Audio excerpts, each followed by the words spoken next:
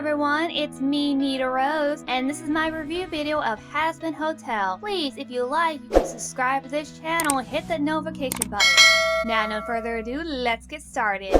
This is Season 1, Episode 3, titled Scrambled Eggs. The episode starts with Charlie giving a welcome party for Serpentious. Baggy is having her doubts about him staying in the hotel, which turns out that her doubts are true as Serpentious is buying weapons from an overlord. So Baggy laid down some ground rules about weapons in the hotel, and so if Serpentious wants to stay, he'll have to get rid of the weapons and also his little egg boys since they cause trouble. So Serpentious has no choice but to agree to the terms. Baggy visits Alistair during his breakfast, and wants him to get rid of the egg boys since they refuse to leave, and still Alistair agreed to do so while he's going out on his outing. Next, Charlie sets up a trust exercise for everyone where they share one thing about themselves, but they also fall backwards and somebody catches them. So Charlie wants Vaggie to take the lead. She hesitated at first, but after a while she puts herself together and acts like a sergeant military soldier, which is foreshadowing about who or what she used to be. I think Vaggie is starting to become my favorite character. I like her demeanor and determination, as well as being a supportive girlfriend. So they begin their trust exercise, and some members got their fair shares, except for Nifty, who enjoys hurting herself.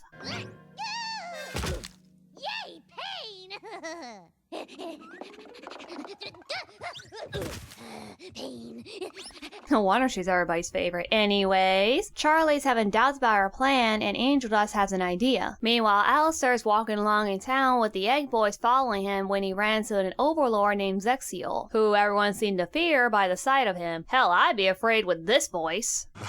The weather doth become this fine day. Seriously, one look at this guy and they're gonna set themselves on fire. And while walking along with Alistair, you can see the people crossing his path are either running away, fainting, or killing themselves. It shows that he's the real deal and not to be messed with. Now within their chit-chat, Zexiel started questioning Alistair about his 7-year absence, but doesn't get a straight answer. But he does like Zexiel have his own theories on the matter, and they both headed towards the elevator. But the egg boys are not allowed in, but one of them accidentally stroll along. Now all the overlords come together with the meeting to discuss the impact of the new scheduled extermination, with a woman named Carmela taking the lead. But Velvet comes in late and shows them ahead of an angel. Velvet suggests that since they could easily be killed, they could take the fight to them. But Zexiel doesn't want to rush into war against the angel without any more information, and the others agree. But Velvet noticed Carmela's expression and decided to talk back to Zexiel, but Carmela talks back to her, and here we get a duet song between the two. While during the song, Velvet starts to question Carmela about the angel's head as if she knows something, but by the end of the song, Carmela ends the meeting and everybody left. Alistair also noticed something about Carmela and had the little egg boy follow her. Now back with Charlie back in Angel Dust and his idea of getting more trust, with lust apparently. But Vaggie isn't going to let that happen, so she came up with another solution on how to address people.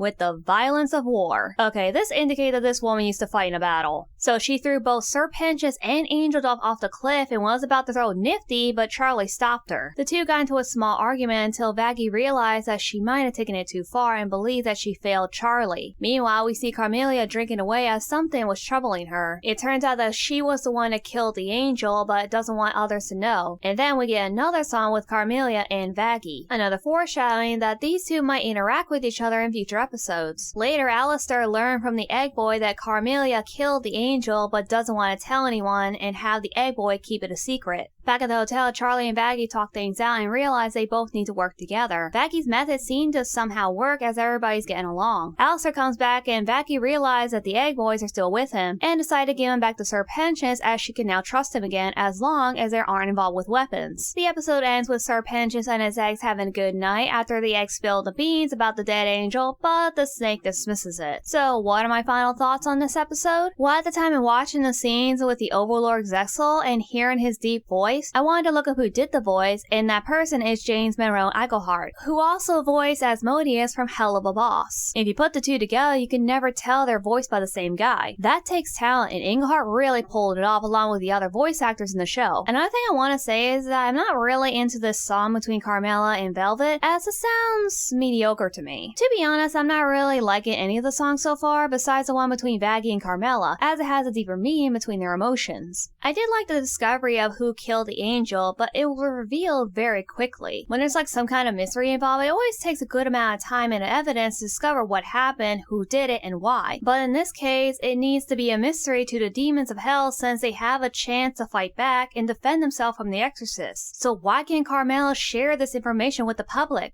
Because they'll start a war? Well, innocent souls are dying within hell every year for who knows how long, and if Charlie's method to redeem sinners continues to fail, then maybe going to war might be the only option to survive. This is one of the biggest issues within this episode, but maybe Carmela will realize that it's the only way and agree to help out. But what do you guys think of this episode? Do you like it? Dislike it? Please tell me in the comments below. Thanks for watching everyone, and if you like this review, please leave a like, and if you want to see more, you may subscribe and hit that notification button, and I'll see you all next time.